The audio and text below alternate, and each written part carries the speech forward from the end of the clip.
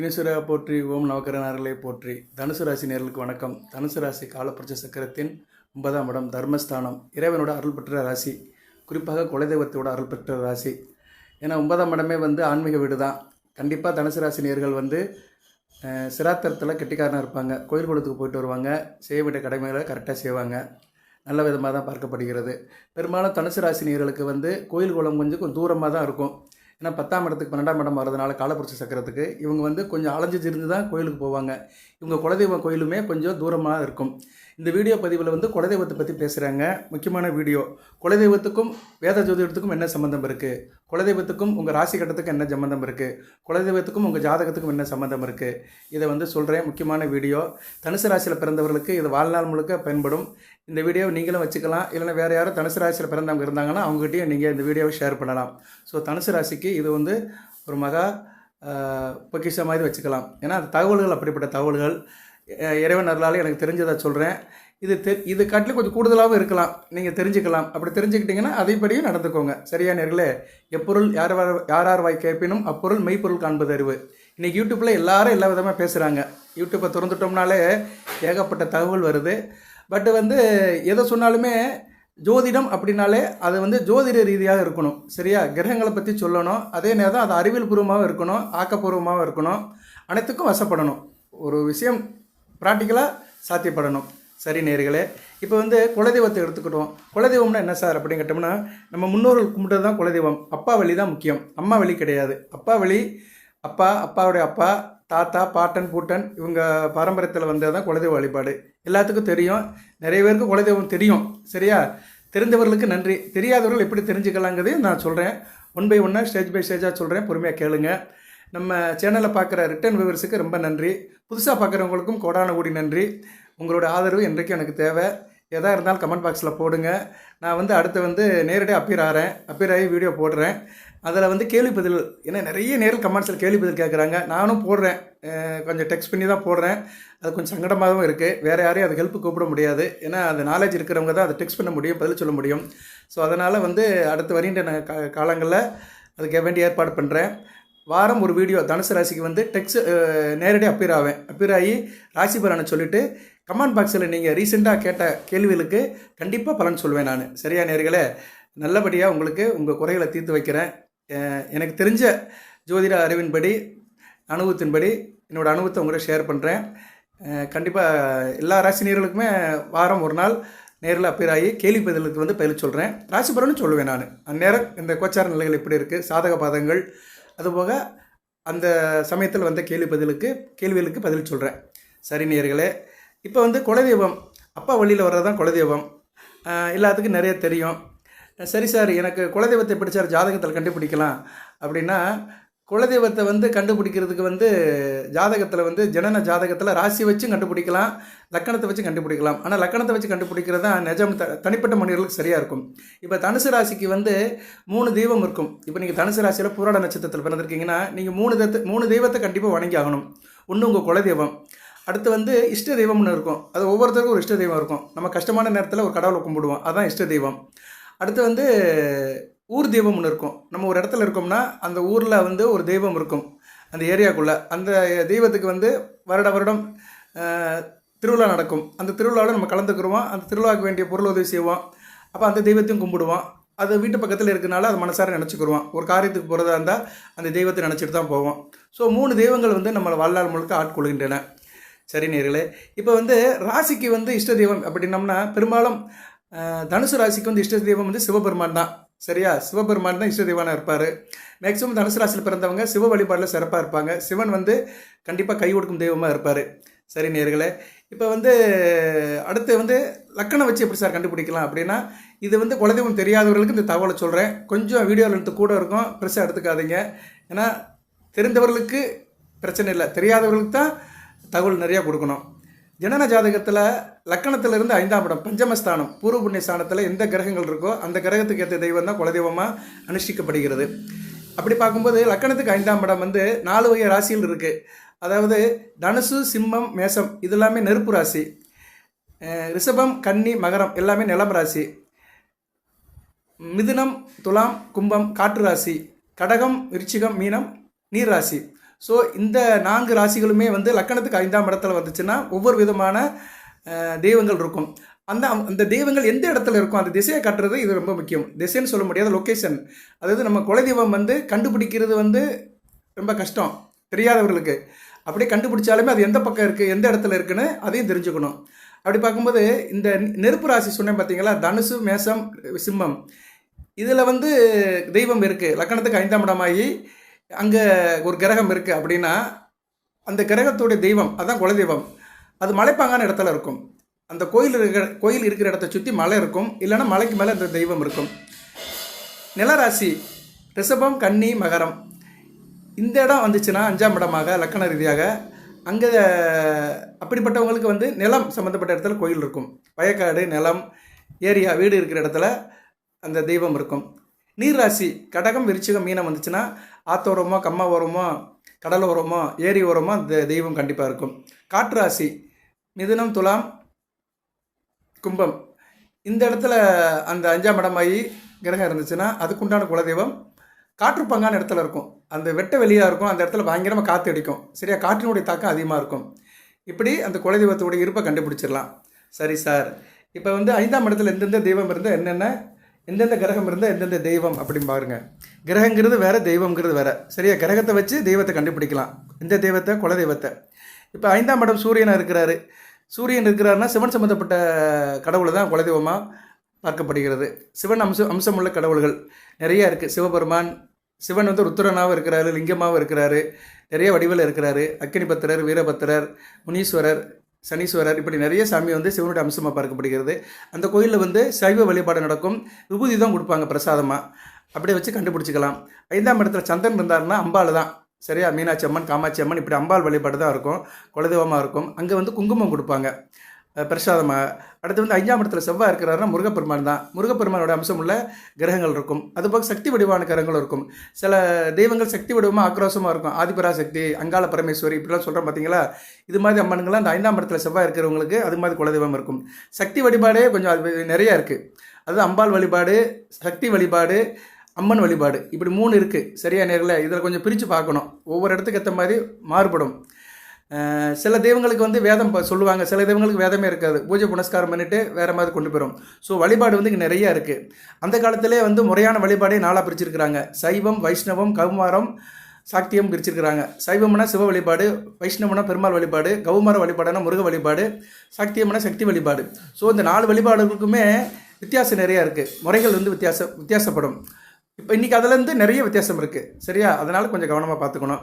இதில் ஒரு நேரம் கூட கேட்டார், சார் நான் பழைய வீடியோ போட்டேன் 2 நாளுக்கு முன்னாடி ஒரு ராசிக்கு போடும்போது, முருகன் சிவனுக்கெல்லாம் குலதெய்வம் கிடையாதா சார் அப்படின்னா. அது முருகன் சிவன்லாம் குலதெய்வம் வரமாட்டாங்க அப்படின்னாரு. அதாவது நிறைய பேர் என்ன நினச்சிட்டு இருக்காங்கன்னா, குலதெய்வம்னா இந்த கிராமப்புற தேவதைகளை தான் நினைக்கிறாங்க.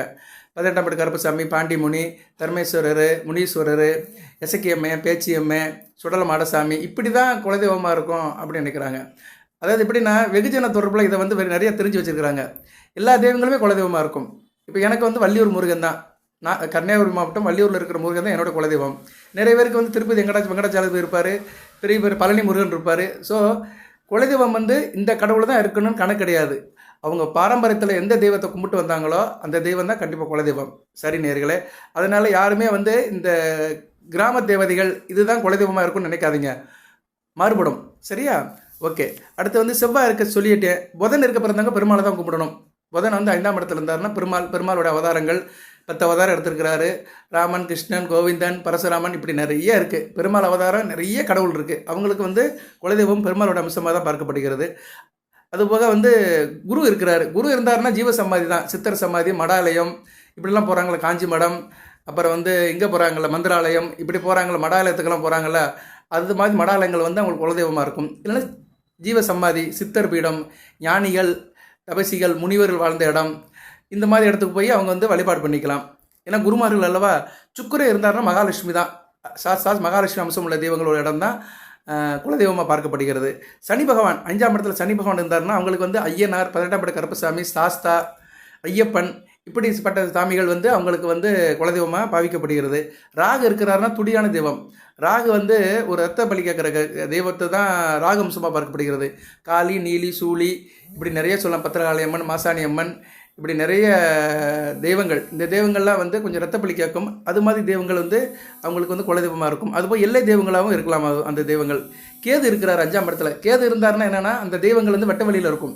அவங்களுக்கு கோயில் இருக்காது, கோபுரம் இருக்காது, சும்மா ஒரு பீடம் மாதிரி இருக்கும். அந்த பீடத்தில் விளக்கு வைப்பாங்க. நம்ம நிறைய பார்த்துருக்குறோம். ஊர் கிராமத்துக்கெல்லாம் போனோம்னா நிறைய இடத்துல வந்து அப்படியே இருக்கும், அந்த பீடமாக இருக்கும். அங்கே தான் குலசாமின்னு கும்பிடுவாங்க. அப்படிப்பட்ட வழிபாடு பண்ணுறவங்களுக்கு கேதுவுடைய அனுக்கிரகம் இருக்கும். கேது சம்மந்தப்பட்ட தெய்வங்கள் குலதெய்வமாக இருக்கும். ஓகே நேர்களே, 9 கிரகங்களுக்குமே சொல்லிட்டேன் நான். 9 கிரகங்களுமே லக்கணத்தில் 5ஆம் இடத்துல இந்த அமைப்பில் இருந்தால் அதுக்கேற்ற மாதிரி குலதெய்வங்கள் மாறுபடும். சரி சார், இதை சொல்லிட்டீங்க. எனக்கு வந்து குலதெய்வம் வீட்டில் இருக்கா எப்படி சார் கண்டுபிடிக்கிறது அப்படின்னா, குலதெய்வம் வீட்டில் இருக்குன்னா, வீட்டில் இருந்தால் எப்படி இருக்கும்னா, வீட்டில் பள்ளிகள் இருக்கும், பள்ளிகளோட சத்தம் இருக்கும், கண்டிப்பாக கவுளி இருக்கும். கவுளிங்கிறது ஒரு டக்குன்னு அடிச்சுட்டு இருக்கும். சரியா, நம்ம பேசும்போது சில நேரம் அடிக்கும். ஊரில் சொல்லுவாங்க, அந்த சகுனம் நல்லா இருக்குது, நம்ம பேசும்போது பள்ளி அடிக்கு அப்படின்னு ஒரு நம்பிக்கை. அதுபோல் வீட்டில் வந்து வீட்டுக்கு முன்னாடி பசுமாடு அடிக்க வரும். பசுமாடு ரோட்டில் போனாலுமே நம்ம வீட்டுக்கிட்ட வரும்போது அம்மானு சத்தம் கொடுக்கும். இதுவும் நல்ல விதமாக பார்க்கப்படுகிறது. காகம் வந்து அடிக்க வரும். வீட்டு மாடியிலையோ இல்லை வீட்டுக்கு முன்னாடி உள்ள மரத்துலையோ காகம் வரும். காகம் வந்து பிதற்கள். ஸோ பிதற்கள் ஆசீர்வாதம் இருக்கிறவங்களுக்கு தான் குலதெய்வோட ஆசீர்வாதம் இருக்கும். ஏன்னா குலதெய்வ வழிபாடே வந்து பிதற்களுடைய வழிபாடு தான்.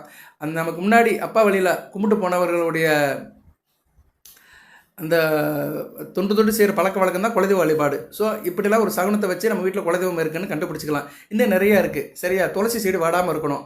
அதேமாதிரி வீட்டில் இருக்கிற செடியில் நல்லா பூ பூக்கணும். சரியா, இப்படிலாம் சில அறிகுறி இருந்துச்சுன்னா வீட்டில் குலதெய்வம் இருக்குன்னு அர்த்தம். எலுமிச்சம்பழம் வந்து வீட்டில் வாடக்கூடாது. சரியா, வீட்டில் வந்து நம்ம கோயிலேருந்து வாங்கிட்டு வந்தோம்னா சீக்கிரம் வந்து அதுக்கு அழுகிடக்கூடாது. அது அழுகாமல் அப்படியே காஞ்சி போச்சுன்னா அங்கே குலதெய்வம் இருக்குன்னு அர்த்தம். எலுமிச்சம்பழம் அப்படியே இருக்காது, அது நாளாக வத்திரும், காஞ்சிரும். இருந்தால் அழுகக்கூடாது. சரியா, சில வீட்டில் வந்து எலுமிச்சம்பழம் வாங்கி வைப்பாங்க, அழுகிரும். அப்படி இருந்துச்சுன்னா அங்கே துஷ்டேவதை இருக்குது. துஷ்டேவதை இருக்குன்னா குலதெய்வம் இருக்காது. 2 வீடியோ இருக்குது. இதுக்கு முன்னாடி நான் ஒரு வீடியோ போட்டேன், திருஷ்டின்னு ஒரு வீடியோ போட்டேன் தனுசு ராசிக்கு. அதில் வந்து திருஷ்டி, இந்த பில்லி சூன்யத்தை பற்றி பேசினேன்.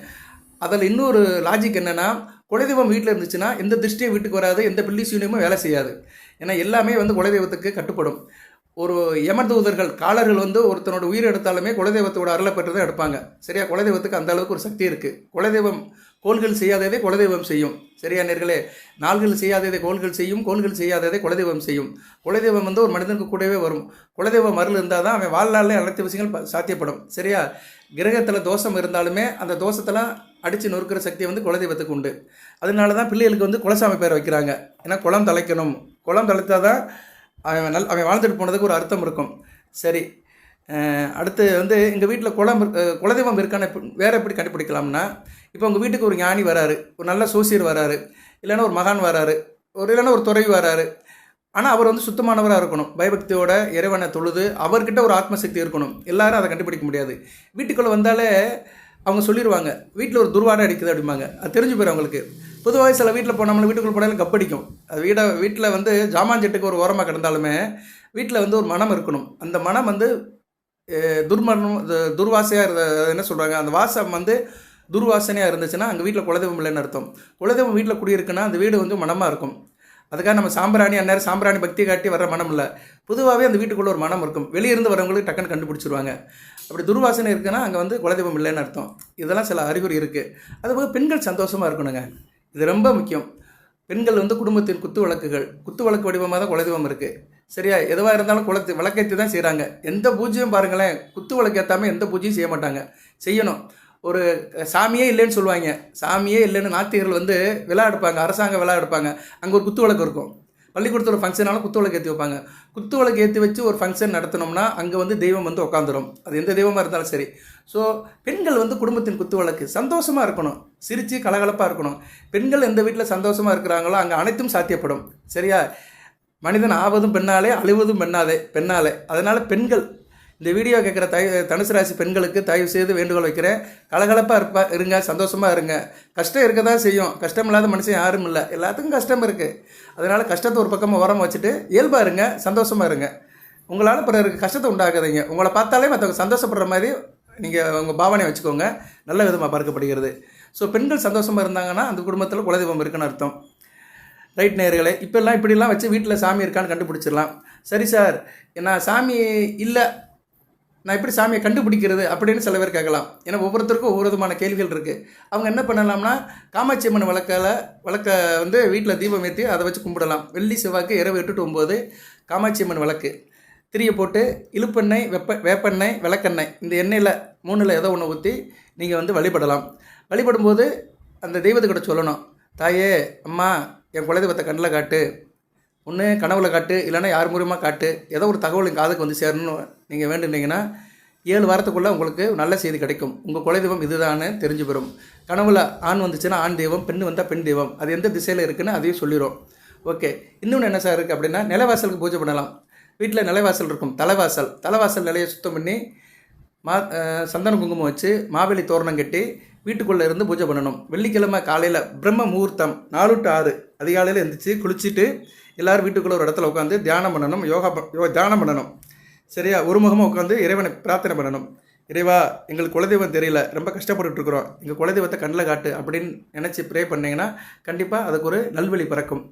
இப்படி நிறைய வழி இருக்குது. சில பேர் நொச்சி இலை செடியை வீட்டில் வளர்ப்பாங்க. அந்த செடி வளர கண்டிப்பாக குலதெய்வம் இங்கே இருக்குன்னு உங்களுக்கு ஒரு அடையாளம் தெரியும். ஸோ குலதெய்வத்தை கண்டுபிடிக்கிறதுக்கு இப்போ நிறைய வழி இருக்குது. சில பேர் சோழி பிரச்சனை பண்ணுவாங்க, நல்ல ஒரு சாமியார்கிட்ட போய் பார்ப்பாங்க, அவரும் சொல்லுவார். சரியா, ஜாதகத்திலையும் கண்டுபிடிக்கலாம், இப்படி சில வழிமுறைகளை கடைப்பிடிச்சும் கண்டுபிடிக்கலாம். ஸோ நிறைய மார்க்கங்கள் இருக்குது. மார்க்கங்கள் பலவானாலும் நோக்கம் ஒன்று தான், இறைவனை கும்பிடணும், அவ்வளோதான். சரி நேர்களே, இப்படி குலதெய்வத்தை கண்டுபிடிச்சிட்டு நீங்கள் பண்ணிக்கலாம். சார், நான் பல வழியில் யோசனை பண்ணேன் சார், நீ சொன்னதெல்லாம் செஞ்சு பார்த்தேன் சார், ஆனால் எனக்கு அது ஒன்றும் கட்டுப்படலை சார், கண்டுபிடிக்க முடியல சார், என்னால் முடியல சார், ஆனால் எனக்கு குலதெய்வத்தை நான் வழிபடுன்னு நினைக்கிறேன் சார், ஆனால் எனக்கு தெரியல, எனக்கு பிறந்த தேதியும் தெரியல, சொல்கிறதுக்கும் ஆள் இல்லை, எடுத்து சொல்கிறதுக்கு ஆள் இல்லை, நிற்கதையாக நிற்கிறேன் அப்படின்னு சொல்கிறவங்களுக்கு பெருமாளை கும்பிடுங்க.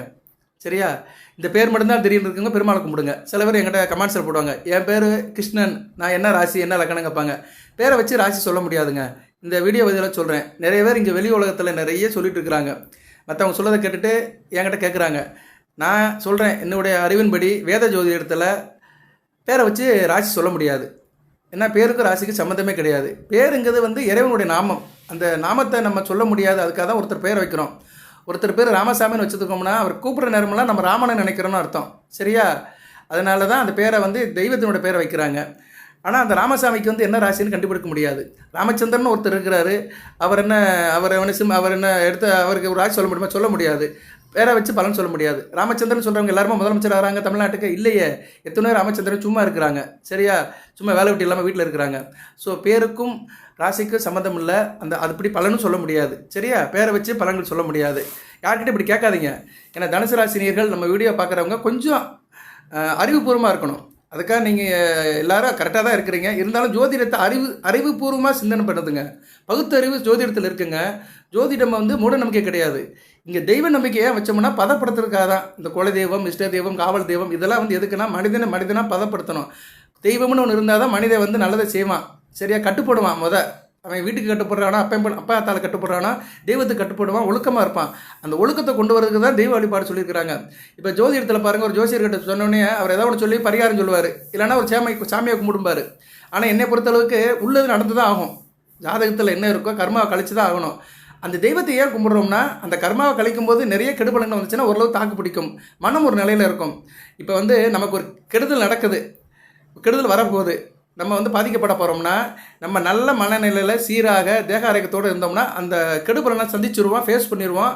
அதை வந்து அதுக்கேற்ற மாதிரி நம்ம தயார்படுத்திக்கிறோம்.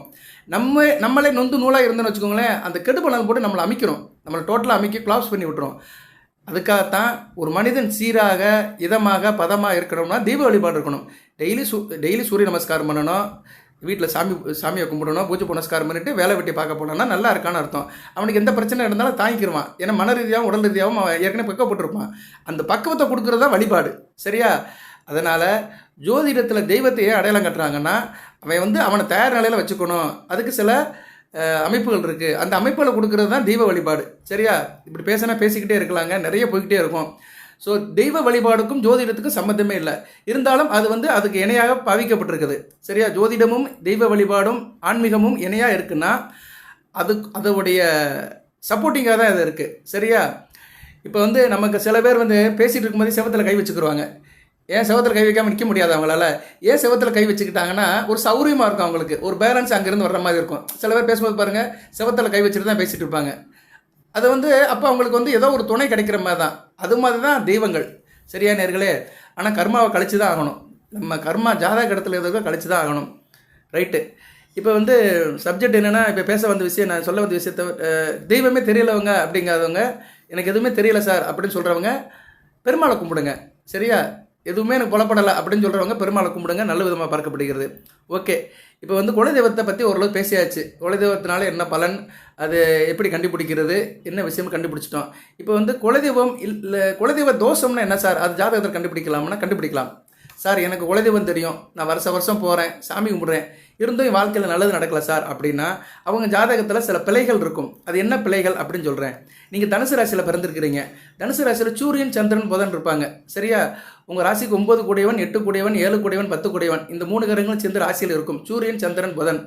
இவங்களுக்கு வந்து 8ஆம் இடத்துல சனி இருந்தாருன்னா குலதெய்வ தோஷம் இருக்குன்னு அர்த்தம். 8ஆம் இடம்னா கடகத்தில்.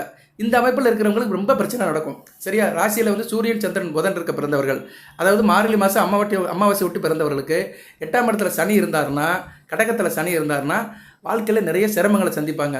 அவங்க கண்டிப்பாக குலதெய்வத்தை வழிபடணும். குலதெய்வத்து கோயிலுக்கு அடிக்கடி போயிட்டு வரணும். சரியா? போயிட்டு வந்தாங்கன்னா பிரச்சனையிலிருந்து வெளியே வரலாம். ஓகே, இதுவும் சொல்லியாச்சு. அடுத்து வேறு என்ன சார் இருக்குது அப்படின்னோம்னா, குலதெய்வத்து கோயிலுக்கு எப்படி வழிபாடு பண்ணணும் அப்படின்னா, குலதெய்வ கோயிலுக்கு கூட்டு வழிபாடு தான் ரொம்ப முக்கியம். கூட்டாக போகணும். அப்பா கூட பிறந்த வழிமுறையில் வரணும், சந்ததியில் வரணும். அப்பா சித்தப்பா பிள்ளையா, பெரியப்பா பிள்ளையா, இப்படி பங்காளிகளாக போகணும். ஆண்கள் தான் அதிகமாக இருக்கணும். ஏன்னா குலதெய்வ வழிபாடே வச்சு ஆண்களை வச்சு தான் நடக்குது. பெண்களுக்கு வந்து திருமணத்துக்கு பின்னாடி புருஷன் வழிபாடு போயிடும். அது கணவனோட தெய்வத்தை தான் கும்பிடணும். அது எப்படி கண்டுபிடிக்கிறோம்னா, பெண்கள் ஜாதகத்தில் வந்து 11ஆம் இடத்தை வச்சு கண்டுபிடிச்சிக்கலாம். ஒரு பெண் ஜாதகத்தில் 11ஆம் இடம் எதை குறிக்குதோ அந்த குலதெய்வம் தான் கணவனுடைய குலதெய்வமாக இருக்கும். ஸோ இப்படி கிராஸ் செக் பண்ணிக்கலாம். சரியா நேரில் இப்படி நிறைய இருக்குங்க. சரியா? இப்படி சொன்னோம்னா ஜோதிடம் சொல்லிக் கொடுக்குற மாதிரி ஆகிப்போகிறோம். அது நம்மளோட நோக்கம் இல்லை. குலதெய்வத்தை பற்றி தான் பேச போகிறேன். உங்களுக்கு தனியாக ஒரு வீடியோ போடுறேன் நான். சரியா? நிறைய பேசணும்னு நினைக்கிறேன். எல்லா ராசி நேர்களுக்குமே நிறைய தகவல்கள் சொல்லணும்னு நினைக்கிறேன். அதுக்கு ஒரு நாள் வேணால் நான் நேரில் அப்பேர் ஆகி ஒரு சப்ஜெக்ட் எடுத்து நிறைய பேசுகிறேன். மணிக்கணக்கில் கூட பேசுகிறேன். நீங்கள் கேட்கறதுக்கு தயார்னா நான் சொல்கிறதுக்கு தயார். எனக்கு தெரிஞ்சதை சொல்கிறேன். அது நல்லதை மட்டும் எடுத்துக்கோங்க. சரி சார் எனக்கு அதெல்லாம் புலப்படலை அப்படின்னா அதை மறந்துடுங்க. சரியா? நம்ம என்றைக்குமே நல்லதை தான் எடுத்துக்கணும். நீங்கள் வந்து அன்னப்பருவம் மாதிரி இருங்க. பாலை குடிங்க, தண்ணியை விட்டுருங்க. ஓகே. இப்போ வந்து பெண்கள் ஜாதகத்திலையும் கண்டுபிடிக்கலாம் கணவனுடைய குலதெய்வம் எதுன்னு. அதே மாதிரி இப்போ வந்து குலதெய்வத்துக்கு போகும்போது கூட்டாக போங்க. கூட்டு வழிபாடு வச்சுக்கோங்க. கூட்டு பிரார்த்தனை ரொம்ப முக்கியம். குலதெய்வத்துக்கு கோயிலுக்கு கும்பிடும்போது கூட்டு பிரார்த்தனை ரொம்ப முக்கியம். அது ஏன் சொல்கிறோம்னா, அங்கே வந்து கிரகங்களுடைய தாக்கம் இருக்குது. கிரகங்களுடைய தாக்கம்னா எப்படி சார் அப்படின்னா, குலதெய்வத்துக்கு கோயில் போனாலே அப்பா வழி உறவுமுறைகள் அங்கே இருந்திருக்கும். நம்ம தாத்தா வந்துட்டு போயிருப்பார், அவரோட அப்பா வந்துட்டு போயிருப்பார், அவரோட அப்பா வந்துட்டு போயிருப்பார். இப்படி 10 தலைமுறை 15 தலைமுறை எத்தனையோ தலைமுறை இருந்தாலும் அந்த தலைமுறை வெளியே வந்திருப்பாங்க. அவங்களோட ஆசீர்வாதம் கிடைக்கும். தாத்தாவோட ஆசீர்வாதம் கிடைக்குன்னா சூரியனோட ஆசீர்வாதம் அங்கே இருக்குன்னு அர்த்தம். அடுத்து பங்காளிகள், அண்ணன் தம்பி உறவுமுறை, செவ்வாயோட ஆசீர்வாதம். நம்ம எல்லாம் ஒரே மனநிலையில் இருப்போம், சந்தோஷமாக இருப்போம். சந்திரன் வந்துடுவார். நம்ம ஒரு நல்ல மனநிலையில் இருந்தோம்னா சந்திரனோட ஆதிக்கம் இருக்குன்னு அர்த்தம். இப்போ நான் வந்து வீடியோ பேசுகிறேன். சில நேரங்களில் நானே வந்து கொஞ்சம் ஒரு அப்செட் ஆகி தான் பேசுவேன். சில நேரங்கள் இயல்பாக பேசுவேன்.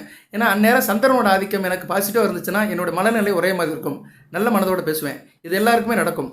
நீங்கள் வாழ்க்கையில் கூர்ந்து பார்த்தீங்கன்னா, உங்கள் வீட்டில் நடக்கிற சம்பவங்களை பார்த்தீங்கன்னா அது மாறுபடும். சில பேர் சொல்லுவாங்க, சில பேர் கேட்க மாட்டாங்க. கேட்குற மனநிலையில் இருக்க மாட்டாங்க. சில பேர் கேட்கறதுக்கு ரெடியாக இருப்பாங்க, சொல்கிறே வந்து நல்ல மனநிலையில் இருக்க மாட்டான். சரியா? இப்படி நிறைய நடக்கு. அந்த மனநிலையை குறிக்கிறவர் சந்திரன் தான். ஸோ சந்திரனோட ஆதிக்கமாக வந்துடும். சூரியன் சந்திரன் செவ்வாய் 3 பேர் வந்துட்டாங்க. கோயிலில் பூஜை பண்ணுறாங்கல்ல, பூஜை புனஸ்காரம் பண்ணி அவர் கையில் விபூதி வாங்குறோம்ல, அது வந்து குருவுடைய ஆசீர்வாதம். ஸோ குரு பகவான் வந்துடுறாரு. அந்த கோயில் பூசாரியோ குருக்களோ குருவாக இருந்து நமக்கு ஆசீர்வாதம் பண்ணுறாரு.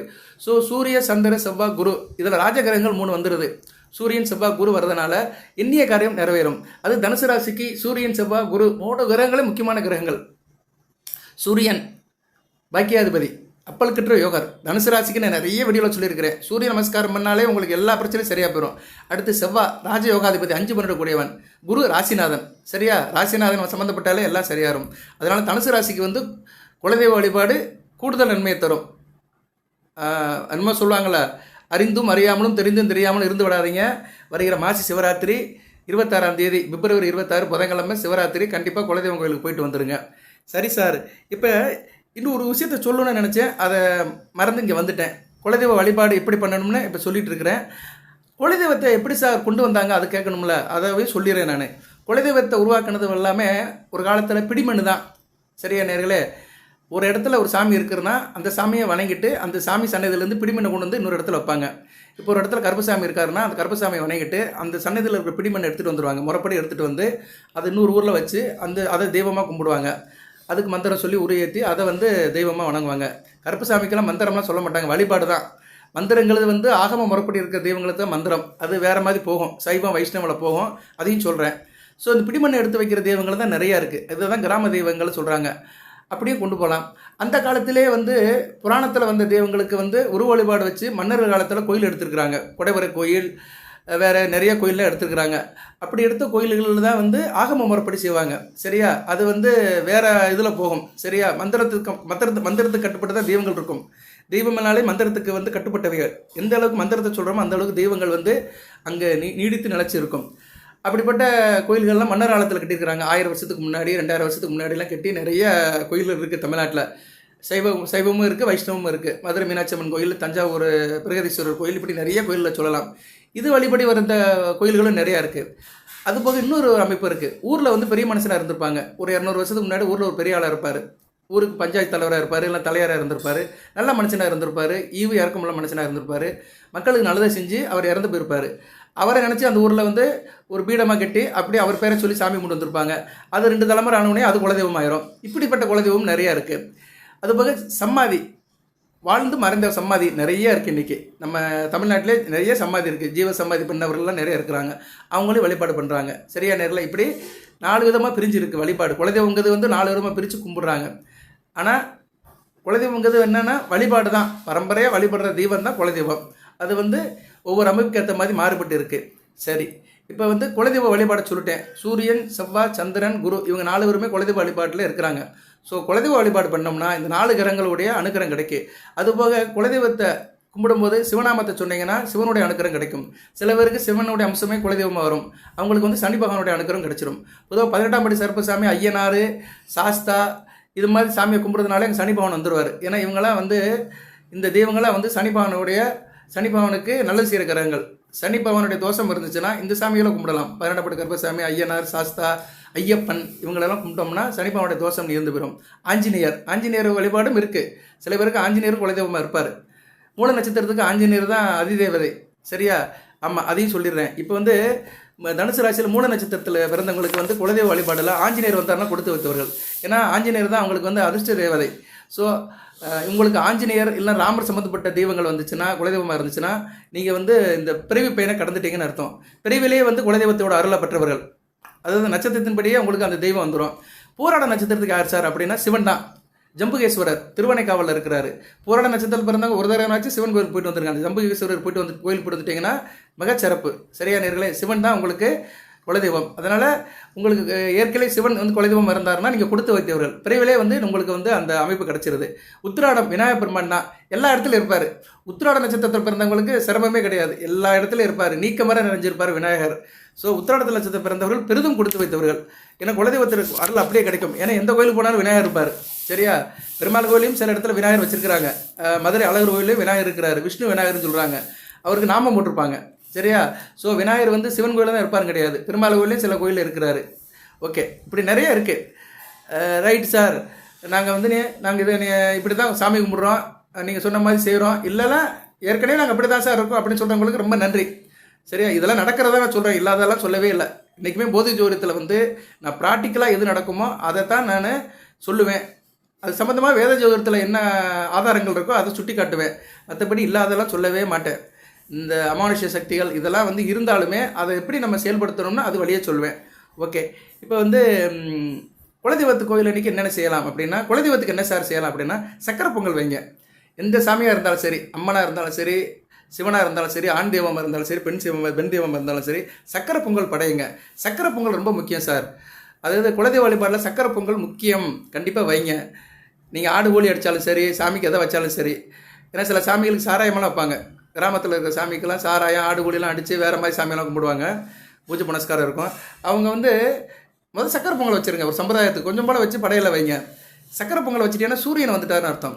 சூரியன் தாங்க சிவன், சூரியன் தான் ஒளி. அதாவது எந்த பூஜையாக இருந்தாலுமே அங்கே நெருப்பு இல்லாமல் அந்த பூஜை இருக்காது. எவ்வளோதான் படையில் வச்சாலும் சரி, சூடம் காட்டுவோம், தீபம் ஏற்றுவோம். தீபத்திலும் சூடம் கட்டுறதுலையும் பக்தி குளத்துலையும் நெருப்பு இருக்குது. ஸோ நெருப்பு இருந்தால் தான் அங்கே பக்தி முழுமை அடையும். அந்த நெருப்புக்கு சொந்தக்காரன் சிவன். சிவனை சூரியன் வடிவமாக பார்க்குறாங்க. அதுபோக குலதெய்வ வழிபாடு உகந்த நாள் சிவராத்திரி தான். சிவராத்திரி, மகா சிவராத்திரி. அந்த மகா சிவராத்திரி அன்றைக்கி என்னென்னா, சூரியன் இந்த பிரபஞ்சத்துக்கு ஒளியை கொடுக்குற சூரியன் வந்து சந்திரன் கூட சேர்ந்து அவர் உச்சவட்டை நோக்கி போவார். சரியா? அமாவாசை ஒட்டி தான் வரும். அமாவாசை முன்பின் ஒரு நாள் தான் சிவராத்திரி வரும். சூரியன் தான் உச்சவட்டை நோக்கி போவார். அதாவது எப்படின்னா, கோடை காலம் குறியிட ஆரம்பிச்சிடும். குளிர்காலம் குறைஞ்சி கோடை காலத்துலேருந்து அந்த அமைப்பு இருக்கும். அதனால் சிவராத்திரி வந்து உஷ்ணம் சம்மந்தப்பட்ட நாளாக கருதப்படுகிறது. உஷ்ணம்னா என்ன? நெருப்பு தான். அதனால் சிவராத்திரி அன்னைக்கு சிவன் கோயிலில் வந்து விடிய பூஜை நடக்கும். 8 மணிலேருந்து விடிய வரைக்கும் ஒவ்வொரு வேளைக்கும் ஒவ்வொரு பூஜை நடக்கும், அலங்காரம் நடக்கும், தீபாராதனை நடக்கும். அப்போ என்னென்னா, அந்த சிவனை வந்து ஜோதி விடமாக பார்க்குறாங்க. ஜோதினா என்ன? சுடர் தானே, வெப்பம் தானே. சிவனே வந்து செந்தளிர் மேனின்னு தான் சொல்கிறாங்க. அவர் வந்து நெருப்பாக தான் இருக்கிறாரு. ரைட் நேர்களே. அதனால் சூரியனோட அனுக்கிரம் கிடைக்கும். சூரியனோட அனுக்கிரம் கிடைக்கணும்னா சக்கரை பொங்கல் வைக்கணும். அடுத்து வந்து குலதெய்வம் கோயில் அன்றைக்கி நீங்கள் பிரார்த்தனை பண்ணும்போது ஒரு மகிழ்ந்து ஒரே மாதிரி கும்பிடுங்க. உங்களுக்கு என்னென்ன வேணுமோ அதெல்லாம் வேண்டிக்கோங்க. ருத்ராட்சம் அணிகிறவங்க அணியலாம். ஏன்னா அன்றைக்கி வந்து சிவனுக்கு சம்மந்தப்பட்ட நாளாக இருக்கிறதுனால ருத்ராட்சம் அணிகிறவங்க சிறப்பாக அணிந்துக்கலாம். 5 முகம் ருத்ராட்சத்தை அணிங்க. நிறைய பேருக்கு சந்தேகம் இருக்கும். 5 முகம் தான் வந்து முக்கியமானது.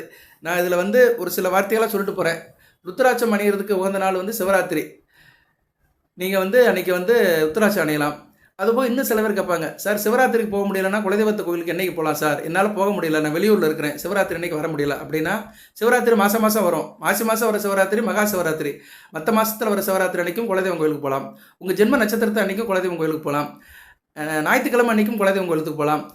சிவனுக்கு முக்கியமான நாட்கள் வரும், பிரதோஷம், இப்படி சில விசேஷ தினங்கள்லாம் வரும். அன்றைக்கும் குலதெய்வம் கோயிலுக்கு போகலாம். சரியா? குலதெய்வம் கோயிலுக்கு போகிறதுக்கு ஒரு 4-5 நாட்கள் முக்கியமான நாட்களாக பார்க்கப்படுகிறது.